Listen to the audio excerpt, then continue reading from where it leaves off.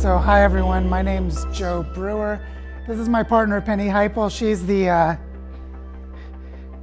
the one who is going to observe and do sense making of everything that happens while being the super powerful introvert in the room. She's also my partner in life, and also my partner as co-founder of the Design School for Regenerating Earth. And what I want to talk with you all about today is what I think is maybe the most important story that the world is waiting for, and that has existed in various parts for at least 50 years. And it's very interesting to say that, like, oh, there's this story that we need right now and we're still waiting for, but the story is decades old. And it's because the story started and built some really beautiful steam in the 70s and the 80s, and then we got sidetracked by various things, including very well orchestrated and well-funded propaganda to ensure that the environmental discourse went away from this story. And so this is a story that takes its roots in the people who have roots. It's a story of learning how to live in place, and a story about the only viable pathway to planetary sustainability. And so what I want to do is apply the story with some slides that I have that you may have a hard time seeing with the projector. I want to apply it to the Northeast forest. And I want to invite anyone who would like to hang out with the big kids with unicorn dresses, that this is your sitting spot. And if I leave you to go play with the small children, it's because I love being with them. I actually have a saying that the most important work that any community does should be had in conversation with children playing in the center of the circle.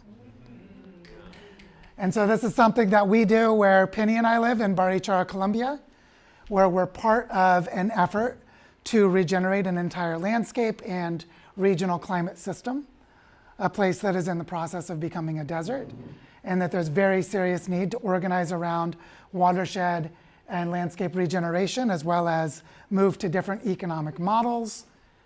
And we're working at the scale of 500,000 hectares of land in a unique ecosystem that Jan has seen, and maybe a few others.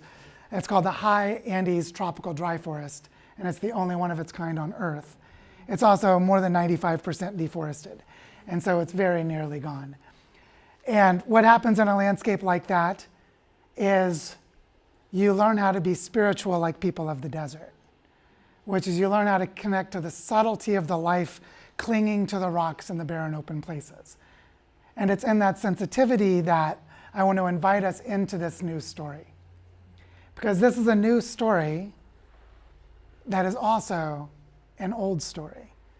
It's actually older than 50 years old, although the name given to this story was invented in the 1970s, the name bioregionalism. But really, if you look at any indigenous culture that lived in a stable way in their ancestral lands, this is a very old story. And the thing that makes it new is to tell this story as a network pattern for an entire planet. It's how do we live into a human relationship with our landscapes. And so what I want to do in this little bit of time, I'm going to use slides, and hopefully you'll be able to see them well enough, is I want to just use some visual supports to tell the story. And I want to focus it on a place that should be familiar to you, the forests of New England, the Northeast forest. You might call this the Northern Appalachia Acadia region, or the Acadian Northern Forest. There are various names given to the forest ecosystems of this region. And what's interesting about the forest ecosystems of this region is that they're largely coherent to themselves at a scale that doesn't care about our imaginary and fictitious political boundaries. So they cross between Nova Scotia and Maine and New Hampshire and Vermont and Massachusetts and Connecticut and parts of New York. And in this larger ecological reality, we have imposed fragmentation, and we've imposed structures that are not consistent with life. And so when we look at the world today and we see all of the death and destruction and the risks and the fears, that's largely because of the pattern language of life being ignored by human cultural evolution that is moving away from it. Which means what we need to do is move cultural evolution of human societies back toward an integration with life systems. And so to tell the story today, I want to start with an observation that is hard to see in this image, because this is actually an image of the watersheds of South America, and this big red area is the Amazon basin. And the thing that you can see in this picture is that the entire continent of South America is already organized around life. Life has been organizing the continent through the shape and the flow of its capillary system of life, which is its rivers. And what's interesting about this is that any place that we want to come into harmony with life, we already have a good starting point, which is the landscapes themselves are organized the way that life is organized. And this gives us the place to begin restoring the human relationship with the rest of the earth. And so this idea that landscapes are organized around life, by life itself, and we as human beings have the empathetic and the cognitive abilities to see these patterns, to feel these patterns, and to come into relationship with them, means that it is possible for us to restore right relationship between humans and our landscapes. So, when I look at the Earth from space, like you can see in this image here, there's a point that's been made many, many times before, but I think it's a really important starting point, which is that when you look at the Earth from space, you'll see a complete and total absence of boundaries. A total absence of boundaries. When you look at this image, and I ask you, can you find any pixels in this image where there is not water? And the answer would be no. Yes, you can see the water in the ocean, and if you look close, you'll see lakes and rivers. You can see it in the clouds, but in the visible part where you see the ground, there's still water vapor. There's water vapor circulating around. Water connects everything on Earth. It is fully integrated without a single boundary. What's interesting about this is that this interwoven relationship of water to rocks in our aquifer systems down in the Earth's crust, in the atmosphere, in our clouds, in our precipitation, and in the body of every living being. There is water. Water connects everything. And with this ability to connect everything comes profound interdependence, and with profound interdependence comes systemic risk. The systemic risk of the patterns and the connections of interdependence between the different parts of the Earth. And so it's with that in mind that I want to sort of start with a little snapshot of where we are. And I can read this for you so it's easier. Just first, as a show of hands, who in this room has heard of the planetary boundaries framework? Planetary boundaries, a few of you. So this graphic is really profound because it captures an answer to a question that we all should be asking ourselves. And the question was asked by about 3,500 scientists who study the dynamic Earth through an organization called the Stockholm Resilience Center. The question they asked was this: with everything that we know about the dynamic Earth, are there any thresholds or processes that have a boundary that if we cross that boundary, we would leave the Holocene era of stable warm climate, we would leave the realm of Earth dynamics that gave us the possibility of having stable large populations, complex supply chains, a globalized civilization? Right? They asked this question: is there a safe operating space for the planet based on what we know? And are there boundaries that we could cross? So they went and gathered in conferences with lots of different researchers who study different parts of the Earth, and they came to find there are 9 boundaries of the planet, and that if we cross even one, we leave this safe operating space.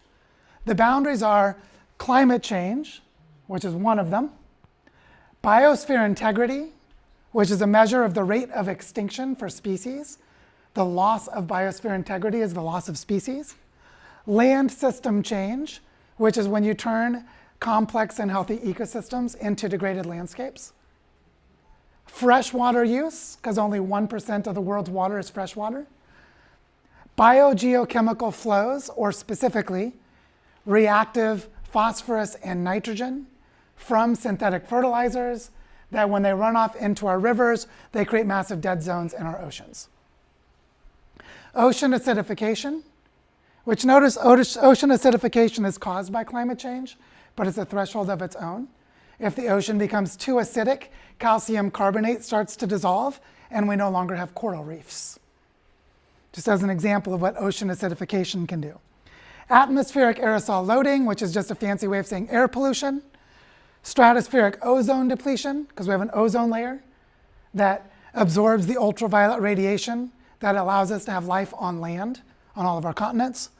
And then a catch-all for novel entities, which is anything humans create that the planet can't handle. So you see that when we talk about climate change as like the big issue of our time, there are 8 other boundaries. So after they determined that there were these 9 planetary boundaries, there's an obvious follow-up question, right? How are we doing? Did we cross any of them? Remember, if we cross even one, we call into question the stability of the planet and its ability to regulate itself. So they started doing the research and gathering the studies and having the conferences and having the debates. And in 2015, they determined that we had already crossed 4, right? We crossed the safe range for climate change, rate of extinction, destruction of ecosystems, and reactive nitrogen and phosphorus. But then the research continued, and this is difficult work, so there were some time delays. So in 2021, they added freshwater use and ocean acidification. Now that doesn't mean we crossed the boundaries during this time. It just means that they did the studies and the research well enough to confirm that we had crossed them. And then, just to keep it interesting, in 2022, they said, oh, there's a novel entity, microplastics, long-lasting, stable chemicals that are found in every drop of breast milk of every woman on Earth, in every body of water on Earth, and you can even find it in the clouds above the Himalayas. And so when you look at this, what this should tell you is, first of all, that we are very far away from health and stability for our planet. And secondly, that no minuscule techno fix is going to address this. Right? We keep being told these little minuscule, usually green consumerism, things you can buy in the market economy as a way of solving our problems. What this graphic should tell you is that we have to reimagine the human presence as part of the earth. We have changed things so much and so quickly and so profoundly that if we don't reintegrate ourselves into the living systems of the planet, chances are pretty good that we will be part of the extinctions of the mass extinction event that we are causing. And so this is like not just an alarm bell of what's going on, but it's a spiritual wake-up call to the seriousness of our times and the depth to which we need to come together. And this is way beyond climate change, even though climate change is clearly interwoven with all of the others. Because when you look at this and start asking, how would we address the ones that we have come out of harmony with, you would see that we have to restore ecosystems at landscape scales. We have to fundamentally change the basis of our food systems, our energy systems, our way of life. Right? You start to see that this is implying deep and fundamental change of the human presence as part of the earth. Just to give you a feel for how these planetary boundaries are determined, I'm not going to go through all of these and can't see them very well anyway, but this is a map, a graphic that summarizes the tipping points of the Earth system. And I just wanted to give you a feel for this, because even if you've heard of the planetary boundaries, they're not normally explained. Why are they limits that we shouldn't cross? And so just to give a couple examples, we were talking about them this morning in our group. The Atlantic circulation of the thermohaline circulation, which is the shutdown of the great conveyor belt of the world ocean, caused by the melting of the Greenland ice sheet. If too much fresh water comes into the North Atlantic, it disrupts the mixing processes and shuts down the mixing of the entire ocean, or at least causes it to go turbulent and weird, and that's really strongly connected to our weather systems, to where our weather happens. Or the drying out and dieback of the boreal forest, the world's largest forest, the dieback of the Amazon rainforest, the melting of the permafrost in Siberia. You see, these are tipping points in the Earth system where if we get to a certain point, they shift their behavior dramatically, having cascading consequences. And so the idea of the planetary boundaries is when they started studying all of these tipping points, which they're still researching and the knowledge is getting better all the time. They really started documenting tipping points in a serious way around 2001, 2002. I remember reading the first IPCC's third assessment report in 2003. I read the science document, and that was the place where they were talking about nonlinear feedbacks for the first time. And the IPCC, researchers had talked about them before, but that was in the science document. They were not included in the policy recommendations because they had difficulty quantifying how likely the risks were. And so they were excluded from the policy discourse in 2003. But these are the reason that we have planetary boundaries. So you can start to see that there's a silver lining in this message that I want you to see. To see the risk and the fear and the holy shit of this story requires us to accumulate a massive amount of knowledge about how the Earth works. We now know so much more about how the Earth works than we've ever known before. So just want to give actually I'm going to jump past this one because I want to just get ahead to the next part, which is that, see, the Earth, like we said, it doesn't have any boundaries. It's completely integrated. The Earth is a whole system, and it's a whole system with cascading consequences. Changes in one part of the Earth change other parts of the Earth. And there can be significant time delays and significant distances where a change in one part of the planet can have effects on other parts of the planet. And these cascading relationships that break down across space and time are the basis of our systemic risk. They're the place in which we have all of this risk built into changes having cascading effects. So the flip side of this is if we understand the interdependencies of the Earth, then starting to restore the stability or the health of part of the Earth can have cascading stabilizing effects to other parts of the Earth, at least in principle. We don't know for sure because we've never had to do this before. But if it was possible to stabilize the reforestation of the Amazon and stabilize the reforestation of the boreal forest, we would begin to slow down climate change. We would be absorbing more carbon, causing a slowdown of ocean acidification. You see what I'm getting at? The relationships are all connected to each other. And because we don't get taught Earth system science in middle school, our Earth science education in middle school and high school is usually pretty pathetic. Most of us don't know this, even though this is the knowledge basis for the most important design challenges of our time. How do we design for the regeneration, the restoration of Earth system processes? See how different that is from how do we address climate change? Even though how do we address climate change is that question in particular form. It's a specific version of the general question. Because another version of this would be, how do we restore the water cycle in a desert to regrow grasslands or forest? Something that's been demonstrated in the Loess Plateau in China and in a few other places, that we actually can restore regional climate systems. And so what's interesting about this for me is that As I've traveled around the world and looked at regenerative projects, I found that they are always bound by the limits of a plot of land. You know, like you hear, there's this great regenerative farm, there's this beautiful permaculture project, there's a national park. They're always bounded by the limits of their plot of land. But let's say you have a beautiful regenerative farm in the middle of a watershed and someone upstream dumps chemicals into the water. So the thing that I noticed also is that every plot of land is embedded within a larger set of ecological connections. Right, there's a larger set of ecological connections that connect that plot of land to other plots of land. And when we start to look at how those ecological connections organize themselves, remember I said life organizes itself as landscapes? That the ecological connections are organized as holistic landscapes. Things like watersheds, mountain ranges, island chains, coastal estuaries, monsoon seasons.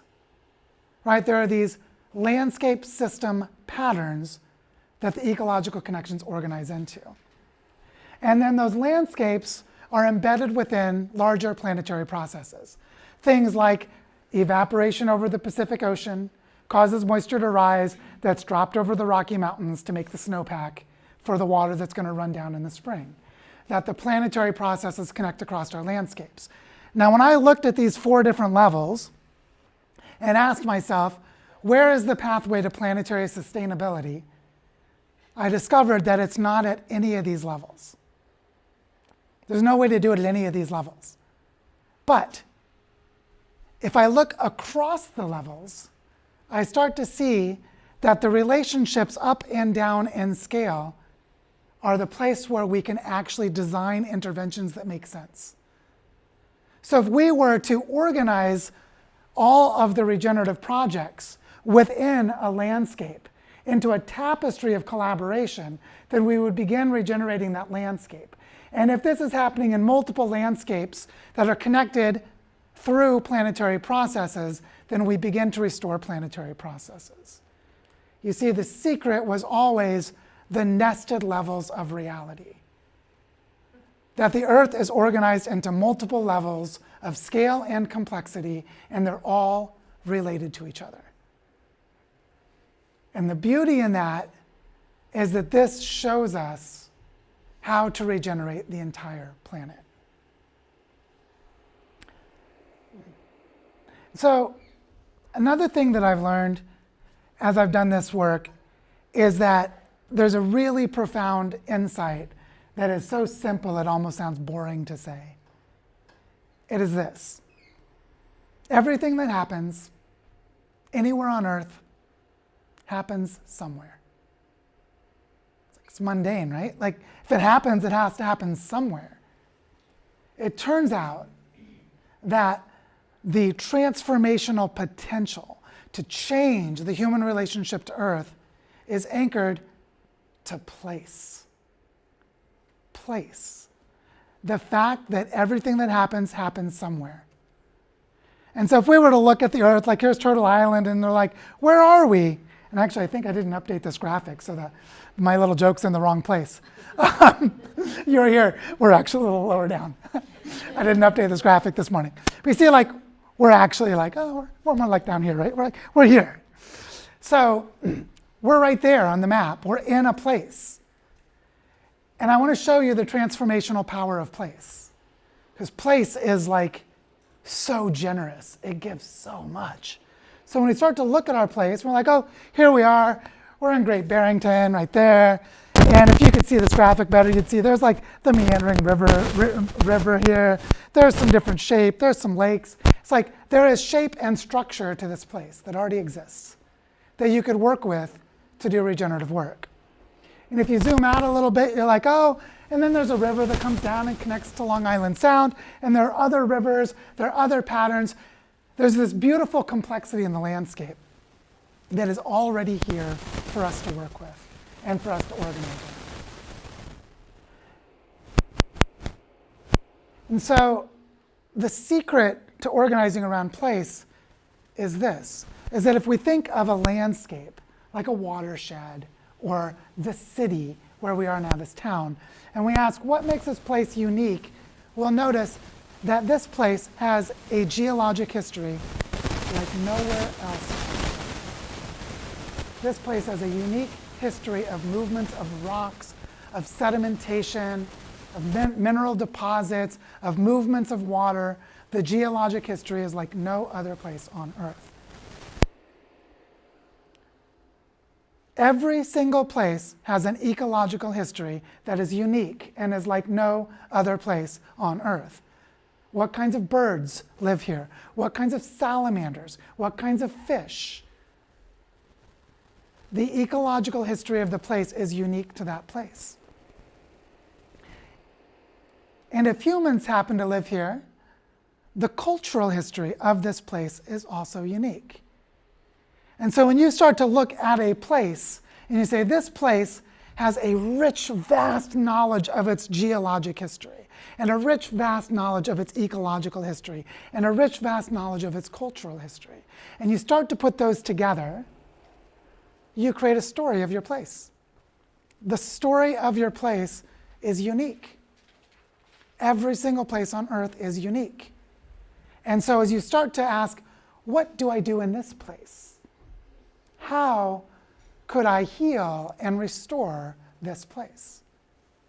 Well, by constructing the geologic, ecological, and cultural history, you'll see things like, oh, the indigenous people who lived here, they gathered these kinds of plants for medicine. They used those kinds of plants for textiles for their clothing. They had a material economy. They didn't destroy the forest. The fisheries were fine. Oh, there is actually a way of understanding an economic model that makes sense in this place.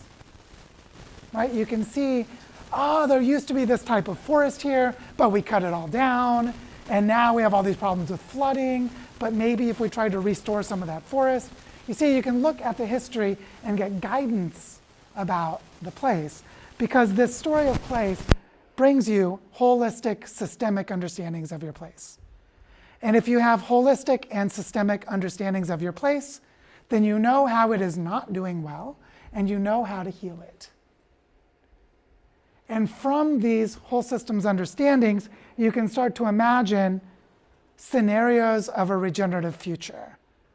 You could say in this landscape, there used to be salmon runs, and the salmon aren't there anymore, but if we removed those dams and we restored those riparian sections, and we got those contaminants from the industrial waste sites out of the ocean, then the fish would come back. You can start to imagine regenerative futures. And so this is the transformational power of place. Every place has a unique history, a rich story that is unfolding, and by being here right now, you are part of the story of this place. And this story is not finished. Sometimes it's helpful to turn it into a verb, like our friends at the Regenesis group who do this kind of work to create story of place. They say the storying of place. To story a place. To story a place is to live into your part of a story. So here we are in this place. How are we living into the story of this place? And now you can really see that there is depth to the transformational potential of place. If you stay in a place and dig deep into understanding its history and dig deep into understanding its potentials, and you choose to live out a regenerative story in that place, the transformational power begins to reveal itself.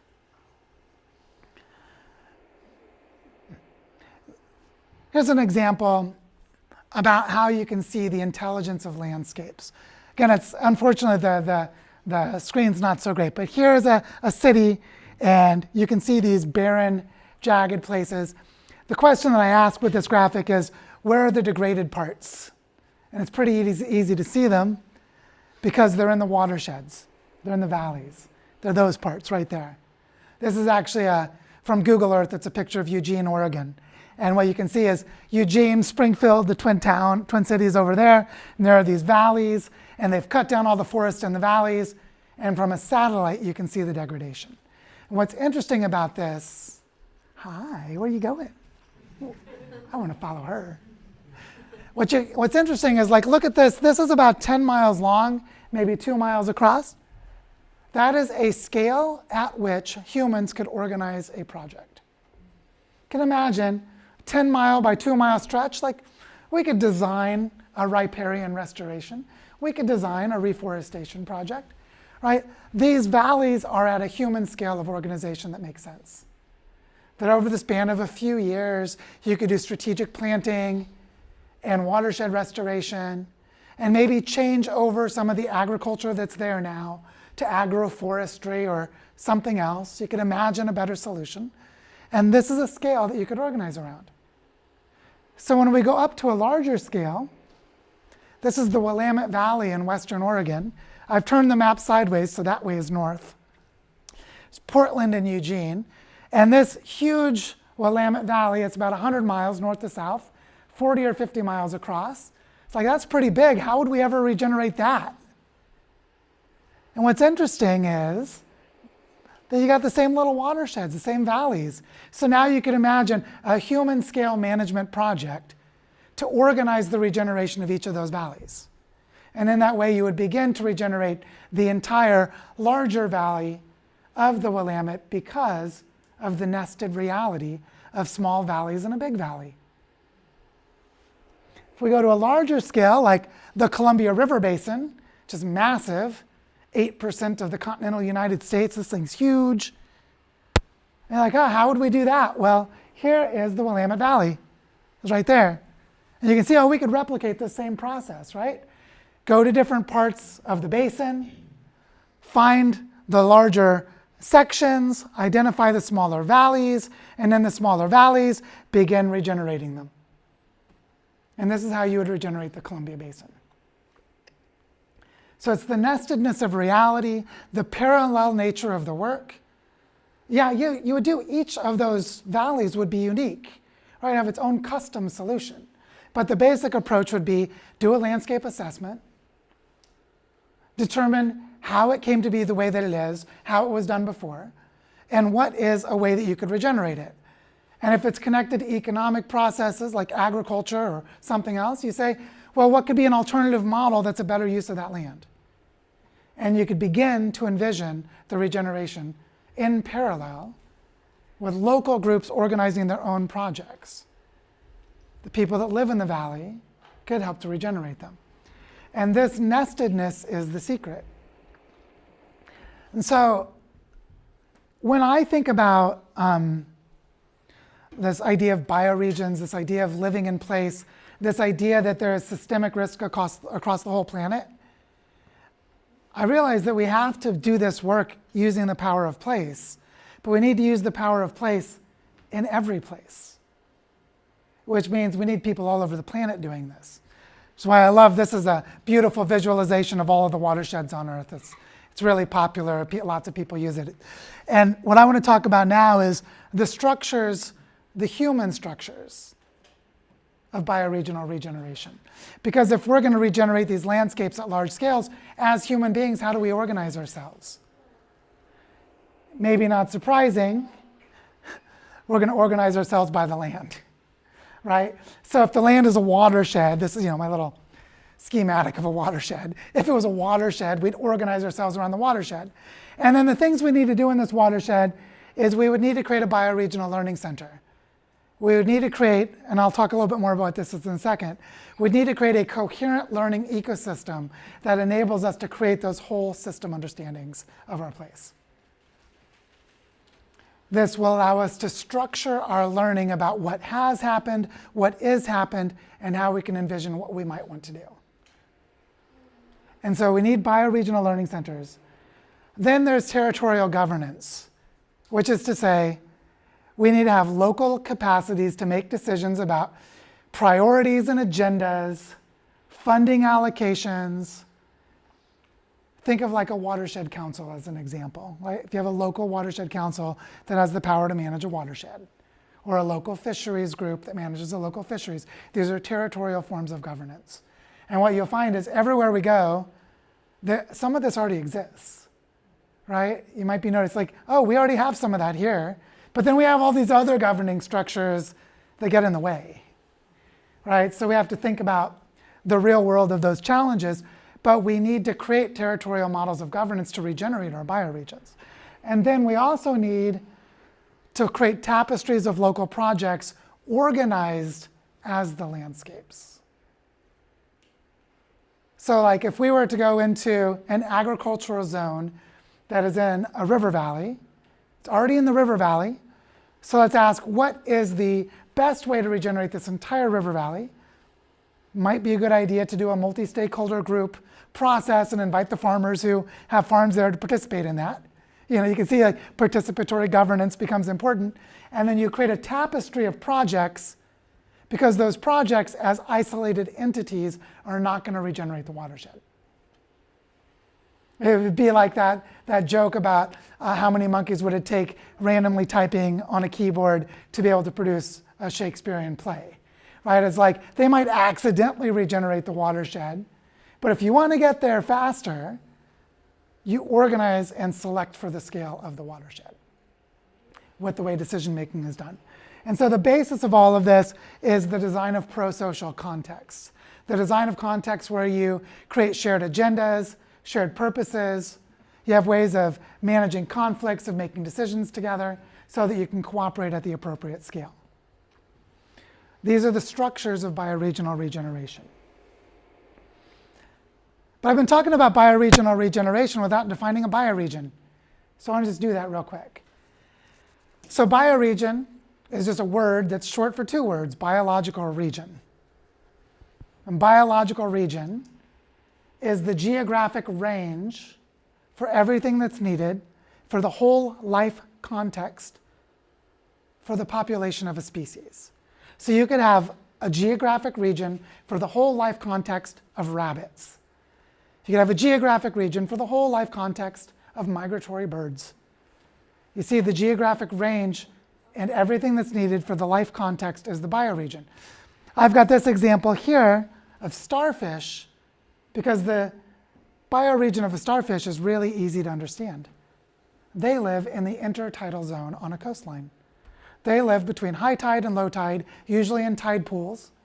And in that intertidal zone, they have all the food they need, all the shelter they need, they have mates for reproducing, everything they need for their whole life context is in the intertidal zone.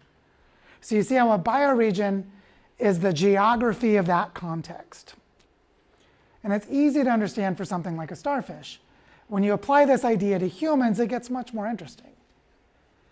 Because a human bioregion can change its shape depending on the cultural identity, the economic model, the model of governance, the cosmovision or spirituality, the kinds of technology that they use, which means human bioregions include the whole life context of human culture, which makes them much richer and more complex, more difficult to define, very important to explore how to define them as a cultural process.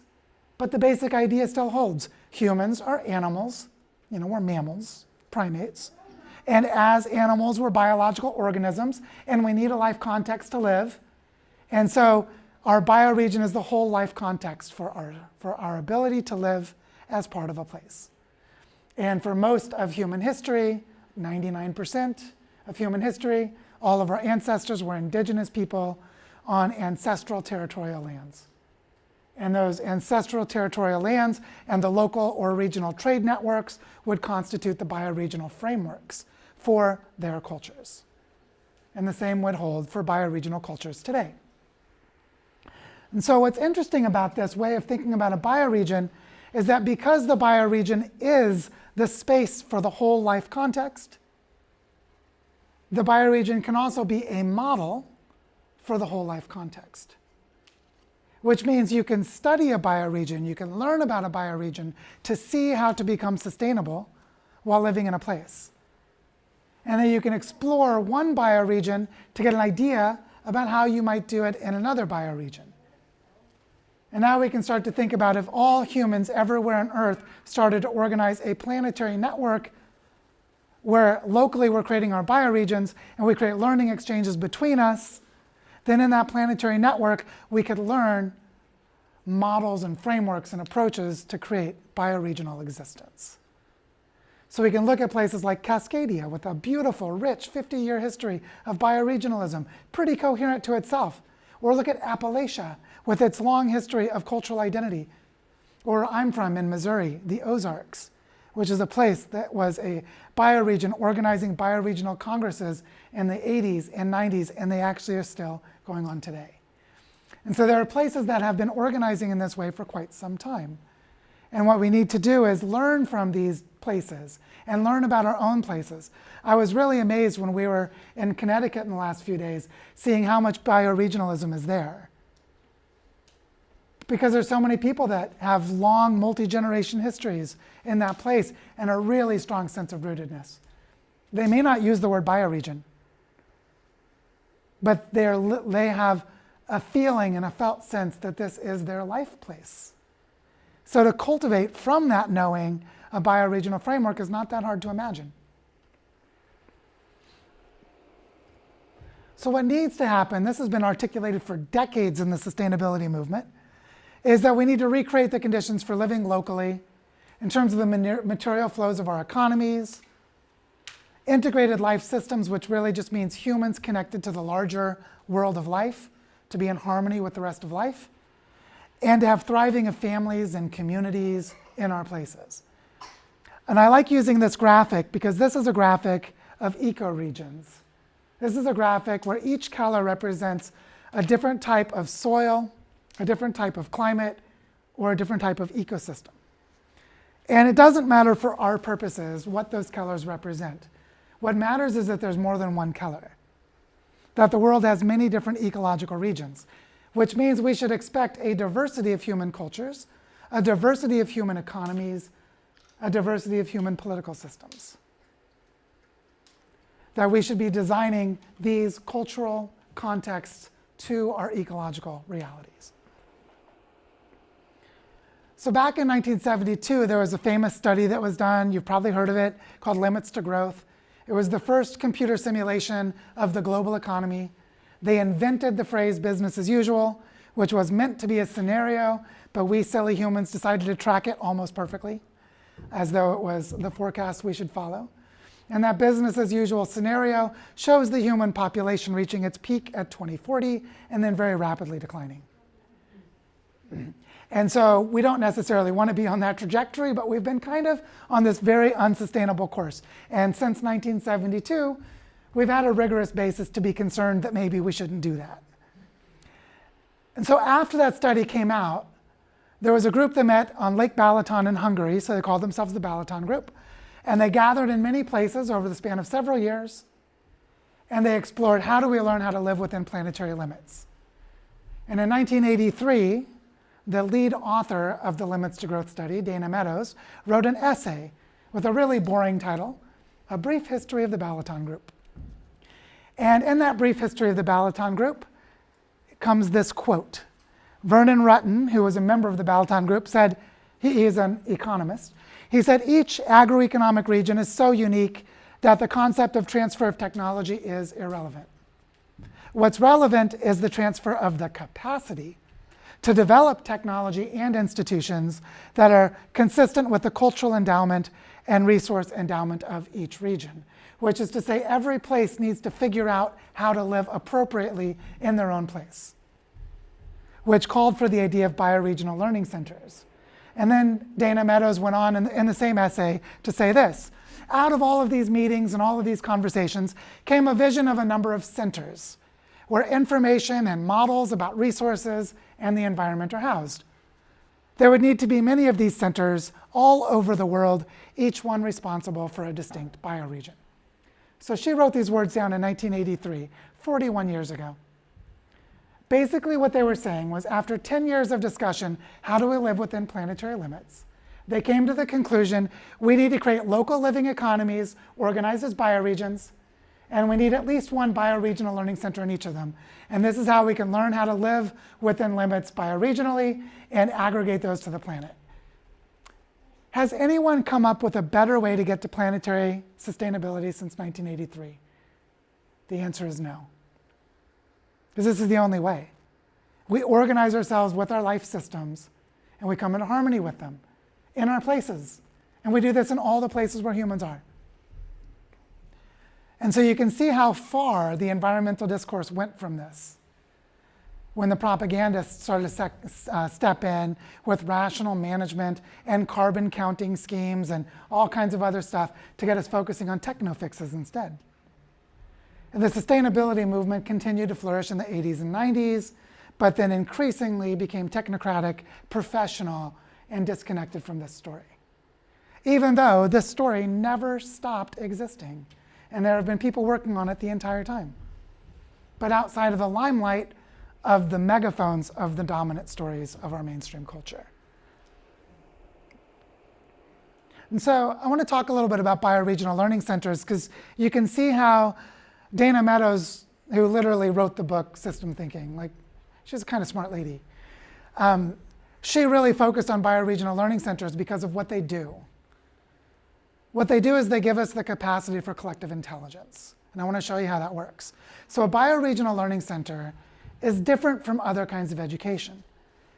And I'm just going to go through a summary of some of the key elements. One of the things a bioregional learning center does is it coordinates existing learning processes. If you come into a bioregion, like you come here and you're like, there's this great nature school for kids. I want to learn more about the nature school for kids. There's a great nature school for kids. There's this really awesome conservation organization over here.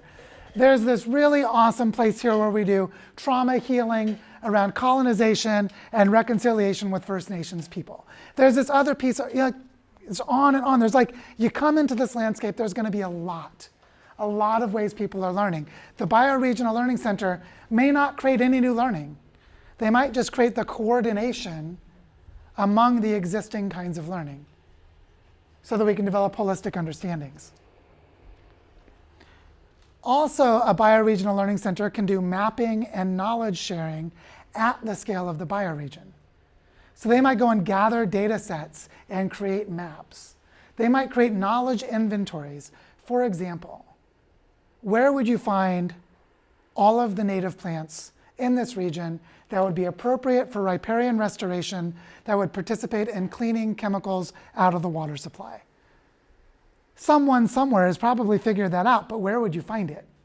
But if a really nice database was put together, or a really nice research library was put together, where you go to that one place and they're like, oh, native seeds here, oh, riparian, oh, cross-referenced, here you go. You can see like these data sets need to be put together. This knowledge needs to be aggregated. And a bioregional learning center would do the work of pulling all of that knowledge together. It's a gateway into community activities, which is to say, when you arrive in a bioregion, or you're already here, and you want to get involved, how do you know where to go to do the things you care about? I'm really interested in trauma healing as it relates to women and ecofeminism. Oh, well, there's a group over there, right? Like, you've got to know your way to find the people that you want to work with. I'm really interested in fish, and I want to work with fish and lakes. Oh, well, there's that group over there. Right? And so a bioregional learning center can help you to navigate your way in. It also is about advanced modeling and simulation, the best of modern science and the best of modern technology, which is to say we have very complex challenges, we have very powerful research institutions that are capable of telling us things like, how do the dynamics of the fisheries change when you change the economic management model? You might want a computer simulation of that done at a university, right? So there's a very important role for advanced modeling and simulation in this because of the complexity of what's involved. But at the same time, we need to think a lot about the decolonization of education and the role of indigenous perspectives in each place. For those of you who are familiar with the phrase, these two together become the two-eyed way of seeing, which is to be able to hold incommensurate worldviews and find a way to collaborate together. Most of our indigenous friends are really annoyed when we try to force their worldview into ours so we can work together. And our worldviews are not the same, but they don't have to be. And so we need to be able to come from multiple perspectives and say, we're all acting in service to life. We can have different worldviews, that's okay. When I was talking with some of our Haudenosaunee friends up in Ontario, they told us that the two bead wampum belt, which is this treaty that they had with the French and then later the British, and it was basically the agreement they had about the use of their lands, and that was broken, and we need reconciliation. And all of the Westerners like, reconciliation, that means we restore the agreements between the humans. And the Haudenosaunee people are like, no, no, no, no, no. That bead, that tapestry, that belt, is two boats in a river. We have to reconcile our relationship to the river of life. For them, reconciliation is restoring health and harmony to the living systems of the place. You see, different worldviews that are not commensurate with each other. And so, legal agreements as treaties are not the same thing as restoring a relationship with the river of life. And so these incommensurate worldviews can be brought together in a bioregional learning center. You can see the implications of what this means in terms of relationship building between different groups. And it's both centralized and decentralized. The word center is here because we need a coherent understanding of the whole, but that doesn't mean it's only located in one place. And so there can be confusion around that word. And just to give a little bit better sense of how these work, when you think of the coordination of learning processes, yeah, cool, is that you have lots of ways of learning about your place, right? You have native seeds, you have ways of growing food, you have gathering to make decisions, discussing the issues that are important to people. There are lots of ways of learning. But where do you put all that knowledge together? Is there a place that does that now? Probably not. And if you look at mapping and knowledge sharing, I love this. This is the Salish Sea in the Pacific Northwest. Canada, US, different jurisdictions, different data sets, different data reporting standards. To produce a map, someone had to gather all that data and then convert it into a single database, creating new knowledge. And so there's this place of bioregional frameworks building knowledge that doesn't exist right now. And that a bioregional learning center can be a place that does that. When we think of the gateway into community activities, do you know how easy it is to get lost when there are like 500 awesome projects that are happening in your region? Wouldn't it be nice to have mentors and guidance? Wouldn't it be nice to say, well, what I really care about is this thing that I want to learn more. Where would I go? It's like having a reference desk for social or community engagement, right? It's like, oh, that would be cool. And so I've already talked about modeling and simulation. You probably don't care too much about hurricane simulations up here, except, oh wait, Hurricane Sandy. You might have to start worrying about them now. So what's needed in one place may not be the same as what's needed in another.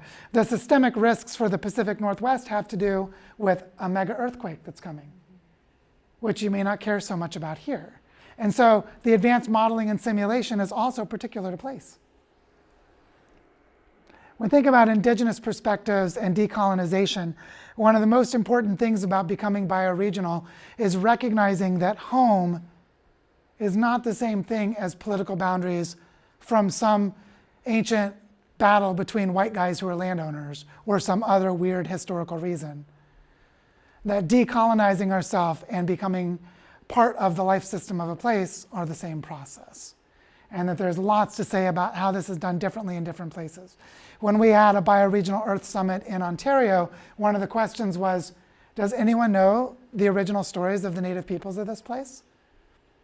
Oh, might be good to have that for this place. We might want to know that. And so this ability to restore knowledge in a healthy way, to have the wisdom and guidance that actually arose in that landscape, is part of what a bioregional learning center can help bring about. And when I talk about centralized and decentralized, just mention the brain. Your brainstem is why your heart keeps beating when you're unconscious. Aren't you glad that's centralized? But for you to have creative thought, you need distributed synaptic firing across your cerebral cortex. Your brain is both centralized and decentralized. This mycelial network with seeds and plant bodies that are pretty centralized have distributed communication networks with mycelium in the soil. So the idea is to have centralized and decentralized components acting together to imitate the patterns of life. And so just to have that question, see here's a map I found of the New England forest, one way of visualizing this. I'm not suggesting this is the right or the only way, but isn't it interesting that there's this big forest region here? Notice how they left Canada out because this is a colonial map. That forest might actually go across that little imaginary line. You can already see the problems with maps that are not bioregional. I have a friend in Buffalo, New York that tried to find a map of the Buffalo watershed. She could find the US side or the Canada side, but she couldn't find a map with the river on both sides because different nation states had different data sets. And this is where you see, like, to regenerate this forest requires a bioregional framework. And so the idea for this whole conversation is that right now this story is awakening in many people in many places. And it's awakening in a way that there are already some people in those places who have been living this story for decades, wondering if anyone else was going to get the message. And so the opportunity and the invitation is to start to think bioregionally, to start to feel into the life context of your place, and then to organize in this way. And as you begin to organize in this way, you'll find you have lots of friends and allies very close by who can actually meet for a beer or coffee. You could do Zoom too. But it turns out the power of place is transformational for community organizing as well.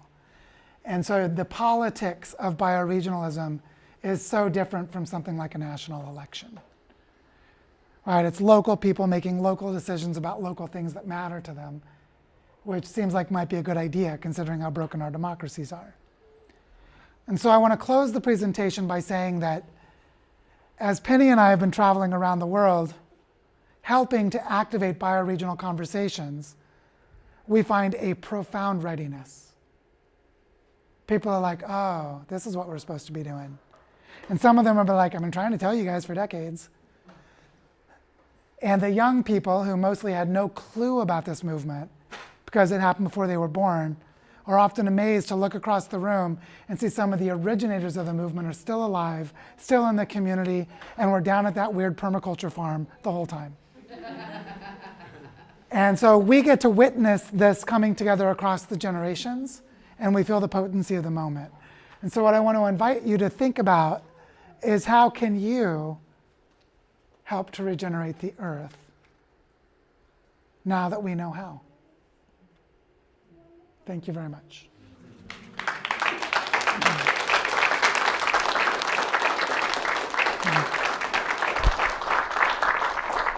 Thank you. Yeah. So how much time do we have? Not much. Not much. I mean, I got time to hang out, but Yeah. I don't know if there are any questions. Do we need to be out here at a certain time or? No. Housekeeping? We can stay. Yeah. 5:30 was when it ends, but if you need to leave, you can, but we can stay till whenever. So let's do some Yeah. questions. So maybe a few questions, please. Yeah. How does the regeneration process in a particular region deal with the existing population and the infrastructure that exists? Are you advocating moving people out of an area, moving factories out of an area, making farms disappear? How do you deal with the human infrastructure in a region? So I'm going to give two answers, both of which will be sort of partially true and also unsatisfying. One of them is we have to compost civilization. And so we have to dismantle a lot of infrastructure and convert it into living systems again. And that's unsatisfying because of the other part. We have been in ecological overshoot since 1975, and the human population was artificially grown well beyond the carrying capacity by fossil fuels with the Green Revolution, which means that the human population is coming down. There were conversations in the 70s and 80s about a soft landing to deal with that, and we have missed the boat on that. And so the challenge for us, which is why it's unsatisfying even if it's partially true, is that we have to find ways to navigate through the existing collapse of the biosphere and the impending collapse of the human population. And we have to get to harmonious place-based relationships on the other side. And you can see how many dragons are implied in those dangerous waters. You can see how fascism and racism and genocide and all kinds of things, when we start to not have food. And just as an example of how we could not have food, there are 5 major breadbaskets in the world. We have increasingly volatile weather systems. If we had a crop failure in 2 of them in the same year, that year 2 billion people would starve to death. And it's just because of the sheer scale of the human population being above 8 billion people. And so I'm not saying that that's necessarily going to happen, but with the interdependencies and the systemic risks, it's not hard to imagine it happening. And so the spiritual part of this conversation is, what does it mean to be devoted to life, even if it means recognizing and embracing and living through a time of death? And so there is a depth to this conversation that allows the question you have, which is a fantastic question, because transition strategies are really, really hard, especially when you have entrenched systems. And what I found in general is regeneration usually occurs in the places where economic collapse already occurred. Like cultural regeneration occurred in Detroit after all the people left the city after the industrial collapse, and just as an example. And so just to show that this build up and breakdown process is part of life. It's part of living systems. The name for it is the panarchy cycle, the cycle of creative destruction. But it's an unsatisfying answer to your question, right? It's like, even if it was completely true, it's not satisfying. But the reality is that we have to deal with really difficult choices in a time when the choices would have been much easier decades ago, and it's now too late for them to be easy.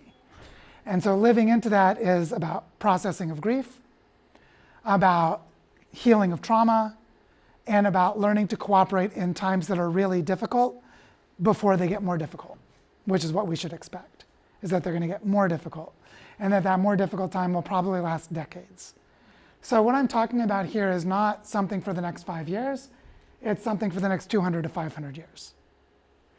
And so this is where you're like Planet of the Apes and those kinds of scenarios of post-apocalyptic breakdown might be helpful, not to just accept everything about what must collapse, but to accept that we're very far into a collapse process.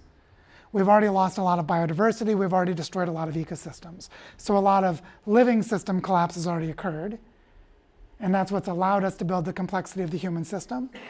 But the human system, thank you, second law of thermodynamics, entropy will increase, and we can only escape the entropy laws, the second law of thermodynamics, for a short period of time. And so in our case, a short period of time is a few decades or a century. And we're already 50 to 70 years into that. And so it's just the reality of where we are, that we have hard, almost like we have hard realities to reckon with, and regeneration is still the only way to go.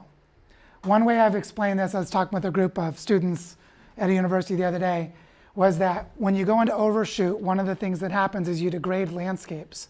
When you degrade landscapes, you lower the regenerative capacity of the landscapes, which lowers the carrying capacity. So one way to bring the carrying capacity back up is to start to restore the functions of those ecosystems.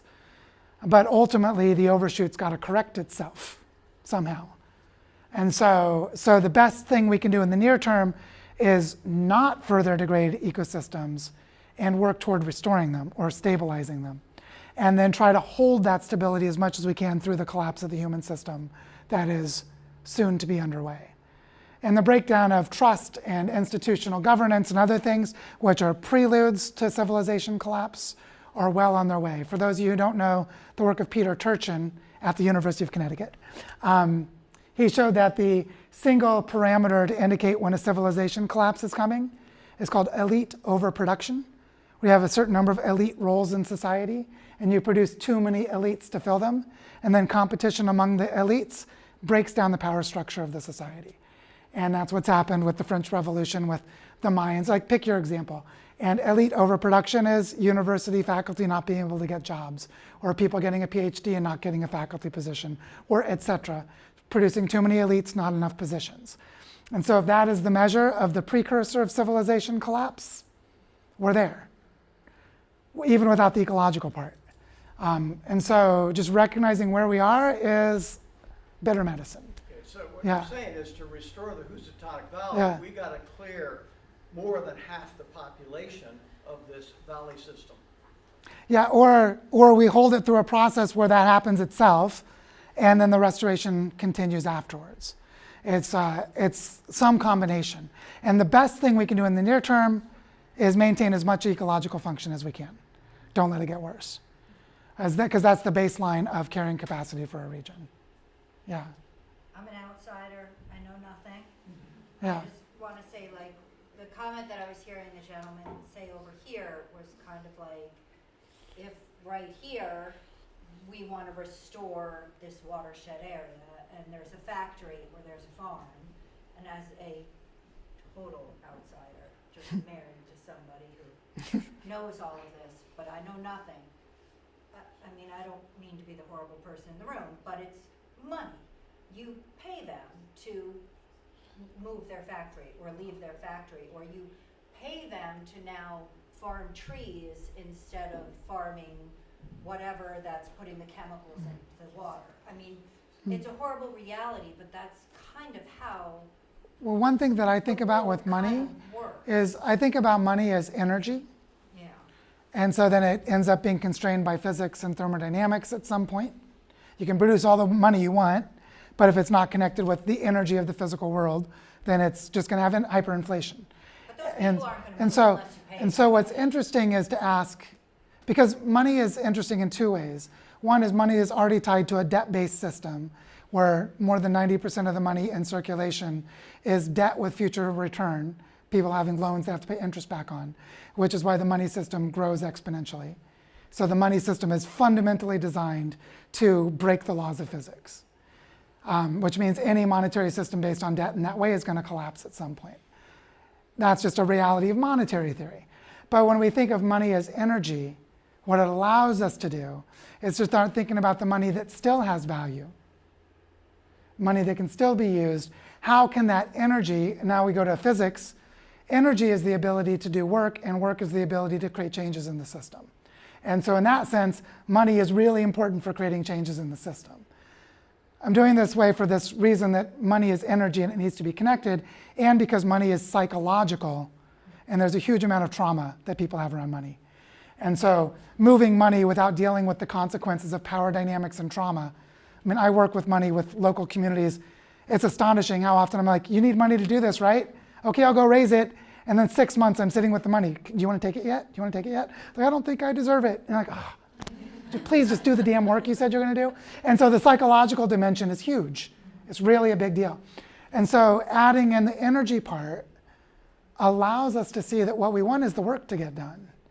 Like if we're talking about planting trees or whatever the work is. So what we need is economic transition models where the money can come in and actually have a likelihood of doing that. And that means we need various instruments for managing risk and measuring things. And there's some of you in the room that know a lot about finance. It's actually hard to move large amounts of money, relatively easy to move small amounts, but hard to do much with small amounts. And so you can end up in these interesting things where the power of money becomes the power of human relationships. And so the way to mobilize money is actually building trust and connection between people, where it allows you to definancialize things where I didn't need money for that because that person did it. And they did it because that person gave them housing and they didn't have to pay rent. And we removed some of the money. And so the movement of energy now is that energy of those people. And then the money becomes one of the instruments, one of the tools. And so you might notice what I'm doing. There's a little trick there. Just, it's legitimate to say money is energy. The little trick is once you make it energy, what I was just describing in ecology would be called trophic flow. Trophic flow is energy and nutrients moving through a food web, which means we can put money in a context that is ecological. And then ask, how should money be designed to work so that it's ecological? And then we would have a much better sense of how to make financial investments. Because I think that there's a very important way, you're right, and if we didn't have the right models, we would waste that money. And we don't have time for that. So we have to add this other part too of social organization and trust and relationship and what's called multi-capital flow, which is multiple ways of recognizing value with money being one of them. And then finding ways to exchange them that reduce the need for money and make the money more strategic for, well, what are the parts that you absolutely need money for? And then it just changes the whole dynamic of what's possible. And you can do more earlier without needing to raise a large amount of money. And so seeing money as capital, this is one of the benefits of capitalism. I have a lot of problems with capitalism, but I just, stepping beyond ideology, is the idea that capital is anything that stores value that can be put to economic use. That's a useful thing to think about. So what are the different kinds of capital? Doesn't require it to be capitalism as we know it today. It's just what are the things of value that we could put into economic use. And so I think that's a really important bioregional question. What are the resources we have here? How do we keep them here? How do we be sure they circulate here in a way that's healthy for here? And then we're doing regenerative economics, which is super important in all this work. Other questions or comments? Yes, here and then down here. So I work with a lot of young adults who really want to work in this field, but they need a paycheck. And Yeah. how can we create that? Like, you know, not everyone can live in community where it's okay if there's no money, you know, going into a bank account for the future. Yeah. And so, you know, just as an educator for many, many years and someone who works with people in this area, how do you do that? Well, I want to start with an observation that we've seen everywhere we've gone, which is that old people, by and large, have a broken legacy. Most older people don't know what to do to leave to the next generation. And most young people have a broken future. That their understanding of what they were, their social contract is broken. They're like young people that are afraid to have kids because what the hell, all of that stuff. And so one of the most important things to do is to bring the generations together, to bring the younger people and older people into the same conversation. One of the ways to do that is to undo the basis of the rampant capitalism and extraction and wealth inequality of the world, which was in the conversion of commons-based land into private land. And so if there is land that is held in a commons, which means it's collectively owned and managed in service to the commons, which is some collective purpose, it can be really general, so it can mean lots of things, that it is possible to make available value exchanges that don't involve money. I'll give an example. There are a lot of land trusts. There are a lot of places where land has been set aside for conservation, millions of acres of land. If they're just sitting there with forest on them, then that's good for ecology, but it doesn't really give us a way to address something like affordable housing. And so we end up with a conflict about the use of the land. It's like, should we cut down the forest and build houses, or should we have forests there?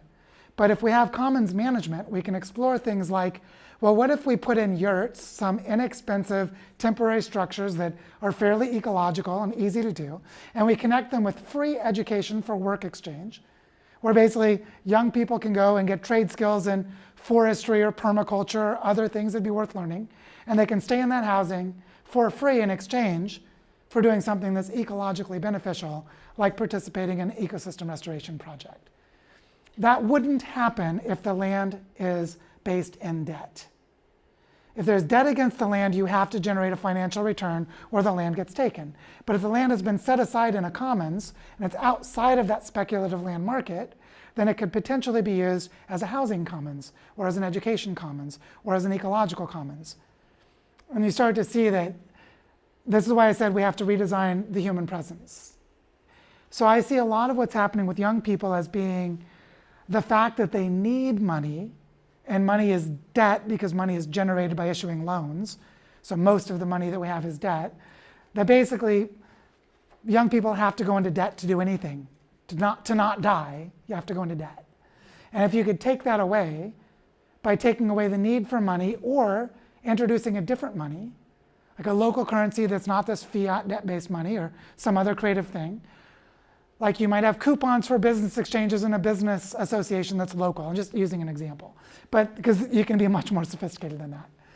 Then the challenges for the young people become a question of who are the older people who have capital, who own land, who have money, who have knowledge, who can make it available, and what relationship would they have with young people? Penny and I travel all over the place, and we keep tripping over old people who have land, beautiful, amazing land, and they don't know who to give it to when they die. And I'm like, what? There's all this land? The problem is those specific people don't know the specific people to invite onto their land for a long-term collaboration that they could give the land to. Going back to the point I was making earlier that the flow of money is less important than trust and relationship. And so in that way you could see, oh, what if we created a dating app for older people with land and younger people want to do regeneration? You see, like, And so I think your question is, just like the gentleman's question over here, it's a hugely important question. And you can see the answer is how we relate to each other. How do humans relate to each other, and how do we relate to land together? And so the opportunity for someone who's older to say, my legacy would be the land I have goes into this beneficial use for the community. How do I trust that's going to happen? I need stewardship and institutional structure and governance that will carry it after I'm gone. Because what happens, some of us have experienced this, is one psychopathic or narcissistic person or one just traumatized person making a mess can throw the whole thing down the toilet if you don't have good governance. But how do you create good governance? Most people don't know how to do that, so they have to practice and learn. And so people that are sitting in their house like, I got 50 acres of land, but I don't know how to do this. So there's a whole educational space just around bridging that gap. And a lot of people are grappling with it, and some really interesting ideas are coming into being. And I don't know what the ones are that are here. So it's just an interesting thing. I know Kitu had her hand up, and then over to Lev. So Ren on Zoom is asking, are there any known examples of establishment governing structures acknowledging the need to dismantle themselves? This framing of elite overproduction makes sense. She's responding to your earlier point. Can aspects of it, like preventing further deforestation, be hastened? And she also asked about thoughts on universal basic income. Yes, yes, yes. Please, yes. I would say, there's that Charlie Brown comic. You've probably seen it as an internet meme. That he's sitting in the classroom and it's like, no school teaches us how to dismantle the system that the school's preparing us for. It's said more clever than that, but that's a really funny little internet meme. It's a cartoon. It's sort of the that question from slavery is, can the slaver use the tools of the master's house to deconstruct slavery? It's a similar kind of question, where you end up in these sort of twisted, turning places where you thought you were in a safe place, but you weren't. And what I found is the people who are trying to transform governing systems from within usually end up leaving and doing innovative things in their communities because of the entrenchment and atrophication of the institutions. And the exceptions are when you have a really good leadership culture.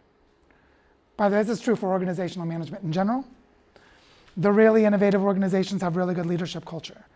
And there are lots of ways to talk about what leadership culture is and how it works. I have seen really powerful city councils doing really good things. I've seen parts of, like in Canada, provincial government. I've seen Scandinavian countries that have done some of this well. It's getting worse now, but it was better before. Just as an example from the province of Ontario, there was a massive flood in the 1950s, and they set up 13 conservation authorities organized around watersheds. And now those conservation authorities are funded by the provincial government to ecosystem restoration of the watersheds of southern Ontario. And in many ways, that's dismantling the structures of municipal governments, because these conservation authorities span across municipal governments. And so these parallel structures that are more resilient is something nature does all the time. And so when you see a government that sets up a parallel structure, like the good version of a charter school that changes how a public school works. There are bad examples, but there are good examples of that, where the parallel structure is what matters. And I think there are lots of examples of people in government and public administration who have done that. And most of them are at the more local or regional level, like a regional transit authority around Portland, Oregon, or things at that scale. They're significant systems, and they're systems that will outlast nation states. And so what's interesting is that they're normally not seen because our discourse is anchored to these other institutions. But a lot of innovation work happens in those institutions and in parallel structures. Much more to be said on that, but I want to be mindful of time as I see people needing to sneak out the door. And I know Lev had his hand up too. Yeah, thank you. Yeah, just on the note of kind of tying the bundle here, and the amazing example here of what do we do with the land? I mean, that's a big question in the Berkshires. There's a lot of land, like second homes, that's not being used other than a few weeks out of the year, right? By people in all over the world. So that's a very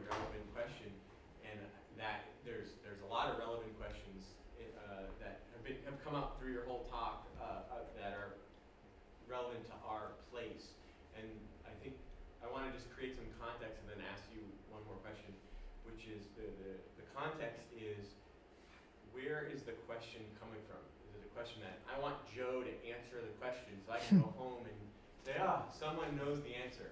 Or is it Joe has ideas because he's traveling all over the world, working on bioregional design work with other bioregions that are making things happen, creating solutions. And I'm asking this question because I'm going to step further onto the playing field right now. Right now, that's what today, I came to this talk, I want to go further. I don't know where each person is in their journey, but that this talk right now and the question is going to become a quest, that I'm taking another step forward, and I'm going to be the one that answers the question here in the Berkshires.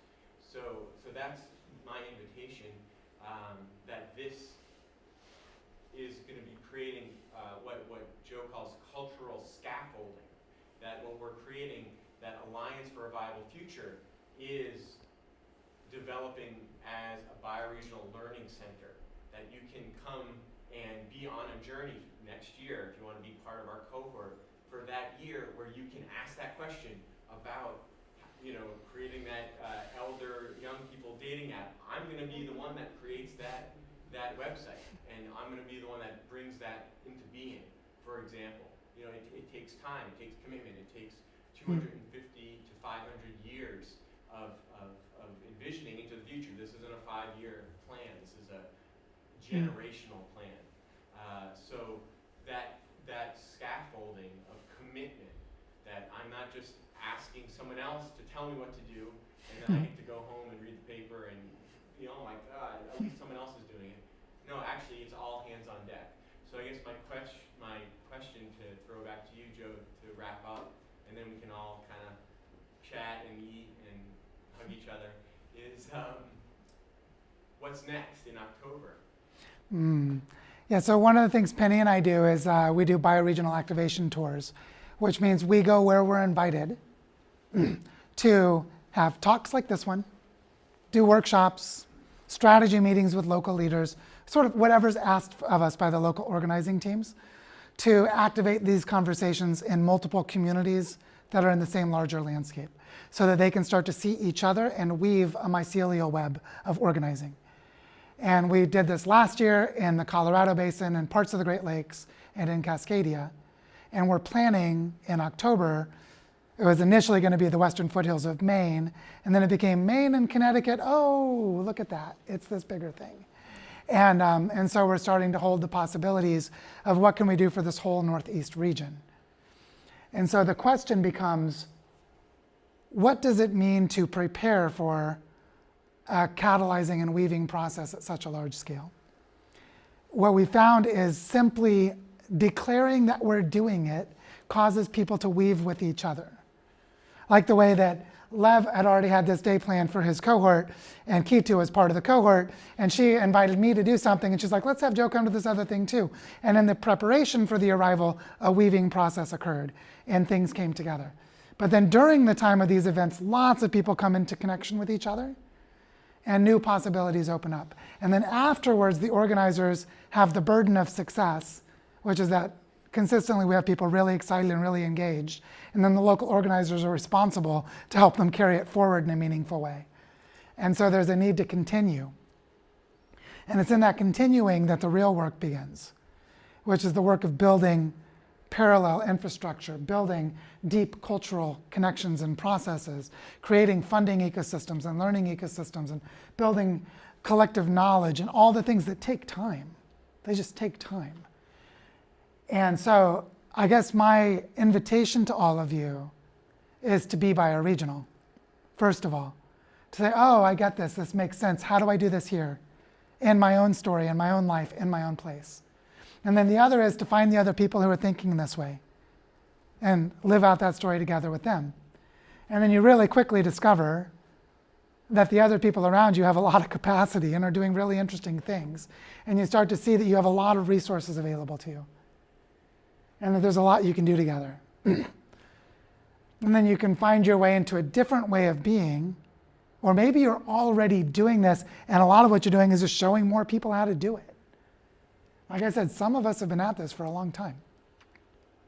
And so my invitation to you is first and foremost to live bioregionally, to just start living, try the story on, see how it fits, and start doing it. And find other people in your community to do it with. You already see that Lev is here and all the people in this cohort. There are people in the community doing it. And then the other thing, I'll just say, if you're interested, you could join the Design School for Regenerating Earth, where we're running a 6-month learning journey called Birthing Bioregional Learning Centers. Started 2 weeks ago, it runs for 6 weeks, not too late to join. It's $50. Yeah, 6 months, it's $50 or $5 a month. And the idea is to create learning exchanges between bioregions to help people initiate the process of birthing bioregional learning centers. K2 is planning to build a bioregional learning center in Connecticut. There are others who are thinking this way too. Lev was like, let's do it here. So, if you want to be in a community of practice that is not only local but also crossing bioregions, then join the design school. And then the other thing is just for you to meditate and reflect on this. Some of what I said today is inspiring and empowering, and some of it is grief-inducing. And what I want to invite you to do is to feel it. It's just let yourself feel it. Because from that place, you will know what to do. And to quote from my friend Dr. Dan Longboat from the Mohawk Nation, he says that all of us have a choice. We can choose the path that is the destruction of life, or we can choose the path that is in service to life. And this is the choice that matters. So I want to invite you to choose the path that acts in service to life. Thank you.